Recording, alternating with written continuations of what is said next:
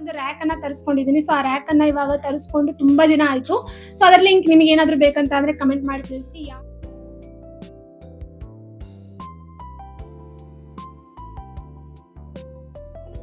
Hi hello ನಮಸ್ಕಾರ ಎಲ್ಲರಿಗೂ, welcome back to my channel. ನಾನು ಪೂಜಾ. ಸೊ ಫ್ರೆಂಡ್ಸ್, ಇವಾಗ ಬೆಳಗ್ಗಿನ ಟೈಮ್ ಇವಾಗ 10 ಗಂಟೆ ಆಗಿದೆ. ಸೊ ಬೆಳಗ್ಗೆ ಎಲ್ಲ ಕೆಲಸ ಎಲ್ಲ ಮುಗಿಸ್ಕೊಂಡು ಬಿಟ್ಟಿದ್ದೀನಿ. ಸೊ ಬ್ರೇಕ್ಫಾಸ್ಟ್ ಆಗಿರ್ಬೋದು, ಹಾಗೇನೆ ಯಜಮಾನ್ರು ಟಿಫಿನ್ ಕೂಡ ಕಟ್ಕೊಂಡು ಇವಾಗ ಆಲ್ರೆಡಿ ಹೋಗಿದ್ದಾರೆ. ಸೊ ಮಗ ಕೂಡ ಇವಾಗ ಇಲ್ಲಿ ಆಡ್ತಾ ಇದ್ದಾನೆ. ಸೊ ಹಾಗಾಗಿ ನಾನಿವತ್ತು ಕ್ಲೀನಿಂಗ್ ಅನ್ನ ಮಾಡ್ಕೊಳ್ಬೇಕು ಅನ್ಕೊಂಡಿದ್ದೀನಿ. ಹೌದು, ಸೊ ನಾವು ರೆಂಟ್ ಮನೇಲಿ ಇರುವಾಗ ಎಷ್ಟೇ ಕ್ಲೀನ್ ಮಾಡಿದ್ರು ಕೂಡ ಅಷ್ಟು ಕ್ಲೀನ್ ಆಗಿ ಕಾಣೋದಿಲ್ಲ. ಬಟ್ ನಾವು ಕ್ಲೀನಿಂಗ್ ಕೆಲಸ ಎಲ್ಲ ಬೆಳಗಿನ ಟೈಮ್ ನಲ್ಲೇ ಮಾಡ್ಕೊಂಡು ನಾವು ಇಡೀ ದಿನ ಫ್ರೀ ಆಗಿ ಅಲ್ಲೆಲ್ಲೇ ವಸ್ತುಗಳನ್ನ ಇಟ್ಟಿರ್ತೀವಿ, ಅದನ್ನೆಲ್ಲ ಇವಾಗ ಕ್ಲೀನ್ ಮಾಡಬೇಕು. ಸೊ ನಾನೊಂದು ರ್ಯಾಕ್ ಅನ್ನ ತರಿಸ್ಕೊಂಡಿದ್ದೀನಿ. ಸೊ ಆ ರ್ಯಾಕ್ ಅನ್ನ ಇವಾಗ ತರಿಸ್ಕೊಂಡು ತುಂಬಾ ದಿನ ಆಯ್ತು. ಸೊ ಅದರ ಲಿಂಕ್ ನಿಮಗೆ ಏನಾದರೂ ಬೇಕಂತ ಅಂದ್ರೆ ಕಮೆಂಟ್ ಮಾಡಿ ಬನ್ನಿ, ಶೇರ್ ಮಾಡ್ತೀನಿ. ನಾನು ಮಾರ್ನಿಂಗ್ ಎದ್ದ ತಕ್ಷಣನೇ ಎಲ್ಲ ಕೆಲಸನ ಮಾಡ್ಕೊಂಡ್ಬಿಟ್ಟಿರ್ತೀನಿ. ಅಂತ ಅಂದರೆ ಬ್ರೇಕ್ಫಾಸ್ಟ್ನಲ್ಲಿ ರೊಟ್ಟೆ ಮತ್ತು ಪಲ್ಯನೇ ಪ್ರಿಪೇರ್ ಮಾಡಿರ್ತೀನಿ. ಯಾಕಂತ ಅಂದರೆ ಉಪ್ಪಿಟ್ಟಾಗಲಿ ಅವಲಕ್ಕಿ ಆಗಲಿ ಇದು ಮನೆಯವ್ರಿಗೂ ಹೋಗೋದಿಲ್ಲ, ಅದು ಎಕ್ಸ್ಪೆಷಲಿ ನನಗೂ ಕೂಡ ಹೋಗೋದಿಲ್ಲ. ಹಾಗಾಗಿನೇ ಸೊ ನಾನು ಮಾರ್ನಿಂಗ್ ಟೈಮ್ನಲ್ಲಿನೇ ರೊಟ್ಟಿ ಮತ್ತು ಪಲ್ಯ ಮಾಡೋದ್ರಿಂದ ಮಧ್ಯಾಹ್ನದವರೆಗೂ ಕೂಡ ಹಸಿವೇನೋ ಹತ್ತೋದಿಲ್ಲ. ಅದಾದ ನಂತರ ಇಲ್ಲಿ ಸುತ್ತಲೂ ಗಿಡಗಳಿವೆ. ಹಾಗಾಗಿನೇ ಇಲ್ಲಿ ಎಷ್ಟೇ ನಾವು ಲೈಟ್ನ ಎಷ್ಟು ಚೆನ್ನಾಗಿ ಇಟ್ಕೊಂಡು ವಿಡಿಯೋ ಮಾಡಿದ್ರು ಕೂಡ ಇದು ಹೀಗೆ ಬರುತ್ತೆ. ಹಾಗಾಗಿನೇ ನಾನು ಅದರಲ್ಲೇ ವಿಡಿಯೋನ ಮಾಡ್ತಾ ಇದ್ದೀನಿ. ಸೊ ಇಲ್ಲಿ ಕ್ಲೀನಿಂಗನ್ನು ಮಾಡ್ಕೊಂಡ್ಬಿಡ್ತೀನಿ. ಮಾರ್ನಿಂಗ್ ಟೈಮ್ನಲ್ಲಿನೇ ಇವನು ಸ್ವಲ್ಪ ಆಟ ಆಡ್ತಾ ಇರ್ತಾನೆ, ಹಾಗೇನೆ ಅವರು ಕೂಡ ಆಫೀಸ್ಗೆಲ್ಲ ಹೋಗಿರ್ತಾರೆ. ಹಾಗಾಗಿನೇ ವೀಕ್ಲಿ 2 ಟೈಮ್ಸ್ ಆದರೂ ನಾನು ಕ್ಲೀನಿಂಗನ್ನು ಇಟ್ಕೊಂಡಿರ್ತೀನಿ. ಸೊ ನೋಡಿ, ಇದೇ ಒಂದು ರ್ಯಾಕ್ ಅದು. ಸೊ ಇದು ನಾನು ಮೀಶೋದಲ್ಲಿನೇ ತೊಗೊಂಡಿದ್ದೀನಿ. 400 to 500 ಒಳಗಡೆನೆ ನಮಗೆ ಸಿಗತ್ತೆ. ಸೊ ತುಂಬಾ ಚೆನ್ನಾಗಿದೆ ರ್ಯಾಕ್ ಅಂತೂ. ನಾನಿವಾಗ ಇದನ್ನ ಯೂಸ್ ಮಾಡಿ 1 ವರ್ಷ ಆಯಿತು. ಸೊ ನಾನು ಸ್ಟಾರ್ಟಿಂಗ್ನಲ್ಲಿ ಸ್ವಲ್ಪ ಹೆದರಿದ್ದೆ, ರ್ಯಾಕ್ ಹೇಗಿರುತ್ತೋ ಏನೋ, ಸೊ ನೀರೆಲ್ಲ ಹತ್ತಿದ್ರೆ ಹೋಗುತ್ತೋ ಏನೋ ಅಂತ ಅಂದ್ಕೊಂಡಿದ್ದೆ. ಬಟ್ ಕಲರು ಹೋಗಿಲ್ಲ, ಹಾಗೇನೆ ನೀರೆಲ್ಲ ಹತ್ತಿದ್ರು ಕೂಡ ಏನೂ ಕೂಡ ಸ್ವಲ್ಪನೂ ಹಾಳಾಗಿಲ್ಲ ಗೈಸ್. ತುಂಬಾ ಚೆನ್ನಾಗಿದೆ ರ್ಯಾಕ್ ಅಂತೂ. ಸೊ ನಾವು ರೆಂಟ್ ಮನೆಗಳಲ್ಲಿ ಇಂಟೀರಿಯರ್ ಇರೋದಿಲ್ಲ, ಫರ್ನಿಚರ್ ಇರೋದಿಲ್ಲ. ಸೊ ಆ ಟೈಮ್ನಲ್ಲಿ ನಾವು ಈ ರ್ಯಾಕನ್ನು ಉಪಯೋಗಿಸ್ಬೋದು. ನೋಡಿ, ಇಷ್ಟೆಲ್ಲ ವಸ್ತುಗಳನ್ನು ನಾವು ಆ ರ್ಯಾಕ್ನಲ್ಲಿ ಇಡ್ಬೋದು. ಸೊ ವುಡನ್ ರ್ಯಾಕೆ ಇದು. ಇದರಲ್ಲಿ ನಾವು ಚಿಕ್ಕ ಪುಟ್ಟ ವಸ್ತುಗಳನ್ನು ಕೂಡ ಇಡ್ಬೋದು. ಹಾಗೇನೆ ಇದನ್ನು ಕೂಡ ಮೀಶೋದಿಂದನೇ ತೊಗೊಂಡಿದ್ದೀನಿ. ಸೊ ಲೀಪ್ ಇದು 4 ಸೆಟ್ನಲ್ಲಿನೇ ನಮಗೆ ಬರುತ್ತೆ. ಸೊ ಅದನ್ನು ಕೂಡ ಮೀಶೋದಲ್ಲೇ ತೊಗೊಂಡಿದ್ದೀನಿ. ಸೊ ಎಷ್ಟಾಗತ್ತೆ ಅಷ್ಟು ನನ್ನ ಕಿಚನ್ನ ನಾನು ಡೆಕೋರೇಟಿವ್ ಆಗಿ ಇಟ್ಕೊಳ್ಳಿಕ್ಕೆ ಟ್ರೈ ಮಾಡ್ತೀನಿ. ಬಟ್ ರೆಂಟ್ ಮನೆ ಇರೋದ್ರಿಂದ ನಾವು ಎಷ್ಟೇ ಕ್ಲೀನಾಗಿಟ್ಟರೂ ಕೂಡ ಅಷ್ಟು ಕ್ಲೀನಾಗಿ ಅಂತೂ ಕಾಣೋದಿಲ್ಲ. ಬಟ್ ಒಂದು ಒಳ್ಳೆ ಸಮಾಚಾರ ಅಂತ ಅಂದರೆ ಇವಾಗ ನಾವು ಮನೇನ ತೊಗೊಂಡಿದ್ದೀವಿ. ಸೊ ನಾನು ಅಲ್ಲಿ ಹೇಗೆ ಬೇಕೋ ಹಾಗೆ ನನ್ನ ಕಿಚನ್ನ ನಾನು ಡೆಕೋರೇಟಿವ್ ಆಗಿ ಮಾಡ್ಕೊಳ್ಬೋದು. ಸೊ ಪ್ರತಿಯೊಂದು ಹೋಮ್ ಮೇಕರ್ ಕನಸು ಅದೇ ಇರುತ್ತೆ ಅಲ್ವಾ. ಸೊ ನಂದೇ ಒಂದು ಮನೆ ಇರಬೇಕು, ನನ್ನ ಕಿಚನ್ ಇರಬೇಕು ಅಂತ ಹೇಳಿ. ಸೊ ಆ ಕನಸು ಇವಾಗ 1 ಇಯರ್ ಆದಮೇಲೆ ನನಸಾಗ್ತಾ ಇದೆ. ಇನ್ನೇನು ನನ್ನ ಸ್ವಂತ ಮನೆಗೆ ನಾನು ಹೋಗ್ತಾ ಇದ್ದೀನಿ. ಆದರೂ ಕೂಡ ಇವಾಗ ಇಲ್ಲಿದ್ದು ನಾನು 5 ವರ್ಷ ಆಗಿದೆ ಈ ರೆಂಟ್ ಮನೆಯಲ್ಲಿ. ಹಾಗಾಗಿನೇ ಸೊ ಇದು ಕೂಡ ನನ್ನದೇ ಮನೆ. ಈ ರೀತಿಯಾಗಿ ನಾನು 2 ಟೈಮ್ಸ್ ಆದರೂ ವೀಕ್ಲಿ ಕ್ಲೀನ್ ಮಾಡ್ಕೊಳ್ತಾನೆ ಇರ್ತೀನಿ. ಯಾಕಂದರೆ ಅಲ್ಲಿ ದೊಡ್ಡ ದೊಡ್ಡ ಕಿಟಕಿಗಳಿವೆ. ಸೊ ಅಲ್ಲಿಂದ ಡಸ್ಟ್ ಎಲ್ಲ ಬರುತ್ತೆ. ಇಲ್ಲ ಅಂದರೆ ನಾವು ಏನಾದರೂ ಅಡುಗೆ ಎಲ್ಲ ಮಾಡಿದಾಗ ಅದ್ರ ಎಣ್ಣೆ ಪದಾರ್ಥ ಎಲ್ಲ ಬರ್ತಾ ಇರುತ್ತೆ. ಸೊ ಅದು ಎಲ್ಲ ಡಬ್ಬೆಗಳ ಮೇಲೆ ಕುಂತು ತುಂಬಾ ಜಿಗಿಟಾಗಿರುತ್ತೆ. ಹಾಗಾಗಿ ಇದು ನೋಡಿ MNGL ಅಂತ ಹೇಳಿ, ಇದು ಪುಣೆಯಲ್ಲಿ ಗ್ಯಾಸ್ ಬದಲಾಗಿ ಈ ರೀತಿಯಾಗಿ ಒಂದು ಕೊಟ್ಟಿದ್ದಾರೆ.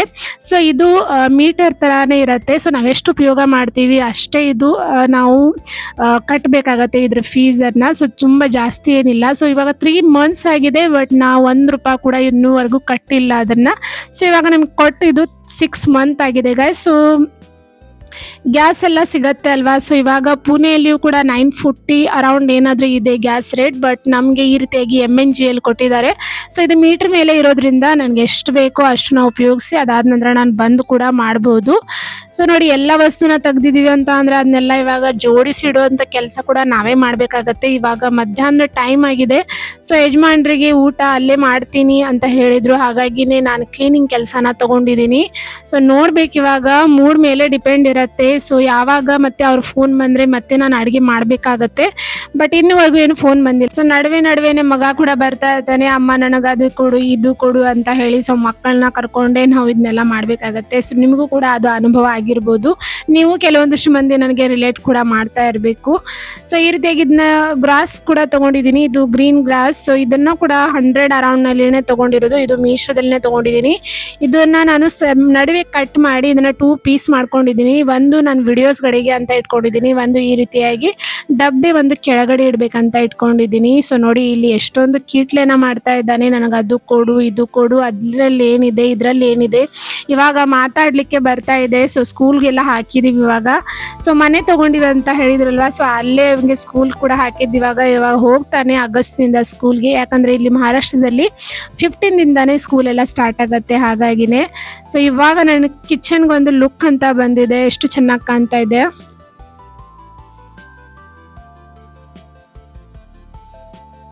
ಚುಟ್ಕೆ ಹೊಡೆಯೋದ್ರಲ್ಲಿ ಅಂತೂ ಕೆಲಸ ಆಗೋದಿಲ್ಲ, ಬಟ್ ನಾವು ಮಾಡಿದಾಗಲೇ ಆಗುತ್ತೆ. ಇದು ನೋಡಿ ನಾ ಡಿಮಾರ್ಟ್ದಿಂದ ಇಲ್ಲಿ ಎಷ್ಟು ವಸ್ತುಗಳನ್ನ ತೊಗೊಂಡ್ಬಂದಿರ್ತೀನಿ.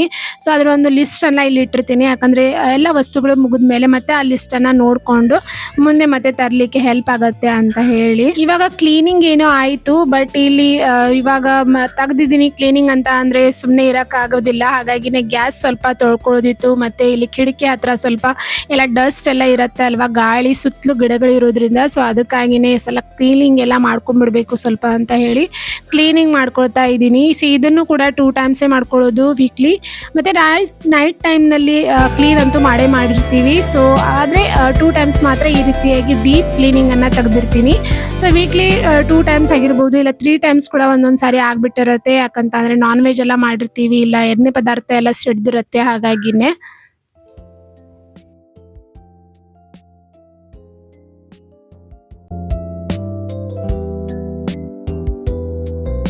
ಗ್ಯಾಸ್ ಎಲ್ಲ ತೊಳ್ಕೊಂಡಾದ್ಮೇಲೆ ಆ ಕಡೆ ಪರ್ಶಿ ಇದೆ ಅಲ್ವಾ, ಅದು ಕಾಣ್ತಾ ಇರಬೇಕು. ಸೊ ಅದನ್ನು ಕೂಡ ಎಲ್ಲ ತೊಳ್ಕೊಂಡೆ. ಇವಾಗ ತೊಳ್ಕೊಂಡಾದ್ಮೇಲೆ ತುಂಬಾ ಸುಸ್ತಾಗ್ತಾ ಇತ್ತು. ಸೊ ಬೆಳಗಿಂದ ಕೆಲಸನೇ ಮಾಡ್ತಾ ಇದ್ದೀನಿ, ಹಾಗಾಗಿ ಒಂದು ಗ್ಲಾಸ್ ನೀರು ಕುಡಿದು ಅದಾದ ನಂತರ ಇಲ್ಲಿ ಹೆಲ್ದಿಯಾಗಿ ಒಂದು ಜ್ಯೂಸನ್ನು ಮಾಡ್ಕೊಳ್ತೀನಿ. ಹೌದು, ಸೊ ಈ ಜ್ಯೂಸ್ ಮಾತ್ರ ತುಂಬಾ ಹೆಲ್ಪ್ ಆಗಿದೆ ನನಗೆ, ವೇಟ್ ಗೇನಿಂಗ್ ಆಗಿರ್ಬೋದು, ಹಾಗೆಯೇ ಹೆಲ್ತ್ಗೂ ಕೂಡ. ಸೊ ಬನಾನಾ ಶೇಕನ್ನು ಮಾಡಿಕೊಂಡು ಕುಡಿತಾ ಇರ್ತೀನಿ. ಸೊ ಮಧ್ಯಾಹ್ನ ಮತ್ತು ಈವ್ನಿಂಗ್ ಟೈಮ್ನಲ್ಲಿಯೂ ಕೂಡ ಕುಡಿತೀನಿ. ಸೊ ಇದರ ರೆಸಿಪಿ ಮುಂದಿನ ದಿನಗಳಲ್ಲಿ ನಿಮ್ಮ ಜೊತೆ ಶೇರ್ ಮಾಡ್ತೀನಿ ಗಾಯ್ಸ್. ಸೊ ಯಾರೆಲ್ಲ ಹೆಲ್ತ್ ಸ್ವಲ್ಪ ಪ್ರಾಬ್ಲಮ್ ಆಗಿದೆ ಅಥವಾ ವೇಟ್ ಗೇನಿಂಗ್ ಮಾಡ್ಕೊಳ್ಬೇಕು ಅಂತ ಅನ್ಕೋತೀರಾ, ಸೊ ಈ ಒಂದು ಶೇಕನ್ನು ಕುಡಿತಾ ಬನ್ನಿ. ನನಗಂತೂ ಇದು ಚೆನ್ನಾಗಿನೇ ರಿಸಲ್ಟನ್ನು ನೀಡಿದೆ. ಸೊ ಇದರಲ್ಲಿ ಎಲ್ಲ ಥರದ ಡ್ರೈ ಫ್ರೂಟ್ಸ್ ಆಗಿರ್ಬೋದು, ಹಾಗೆಯೇ ಬಟಾಣಿ ಇರ್ಬೋದು. ಸೊ ಈ ರೀತಿಯಾದಂಥ ಎಲ್ಲ ಒಂದು ಡ್ರೈ ಫ್ರೂಟ್ಸನ್ನು ಹಾಕಿನೇ ನಾನು ಈ ಜ್ಯೂಸನ್ನು ಮಾಡಿರ್ತೀನಿ. ಅಷ್ಟೇ ಅಲ್ಲ, ಮಕ್ಕಳಿಗೂ ಕೂಡ ಈ ಜ್ಯೂಸನ್ನು ಕೊಡ್ಬೋದು ನೀವು. ಸೊ ನಾನು ಇದನ್ನು ನನ್ನ ಮಗನಿಗೂ ಕೂಡ ಕೊಡ್ತೀನಿ, ಅವನು ಕೂಡ ತುಂಬಾ ಇಷ್ಟಪಟ್ಟು ಈ ಜ್ಯೂಸ್ನ ಕುಡಿತಾನೆ.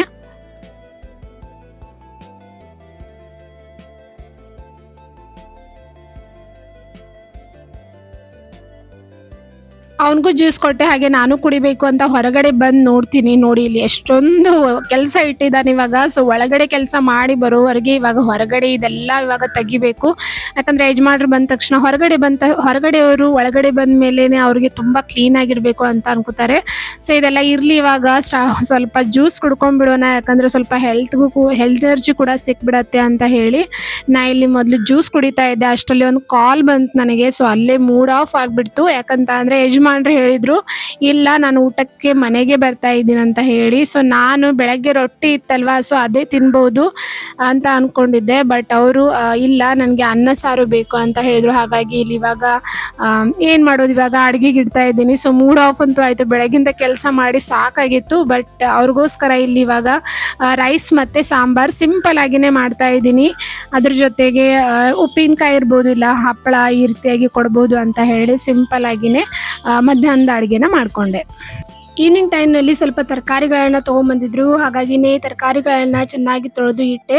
ಸೊ ಈ ಡಬ್ಬಿಗಳನ್ನು ಕೂಡ ನಾನು ಮೀಶೋದಲ್ಲೇ ತೊಗೊಂಡಿದ್ದೀನಿ, ತುಂಬಾ ಚೆನ್ನಾಗಿ ಬಂದಿದೆ. ಇಲ್ಲಿ ರಾತ್ರಿ ಊಟದಲ್ಲಿ ಸಿಂಪಲ್ಲಾಗಿ ಕಿಚಡಿ ಮಾಡಿದ್ದೆ, ಕಿಚಡಿ ತುಂಬಾ ಟೇಸ್ಟಿಯಾಗಿತ್ತು. ಸೊ ಈ ರೀತಿಯಾಗಿ ನನ್ನ ದಿನವನ್ನು ನಾನು ಮುಗಿಸಿದೆ. ಸೊ ಈ ಒಂದು ವ್ಲಾಗ್ ನಿಮಗೆ ಇಷ್ಟ ಆದರೆ ಪ್ಲೀಸ್ ಲೈಕ್, ಶೇರ್ ಮತ್ತು ಕಮೆಂಟ್ ಮಾಡಿ. ಮುಂದೆ ಸಿಗೋಣ, ಅಲ್ಲಿವರೆಗೂ ಬಾಯ್.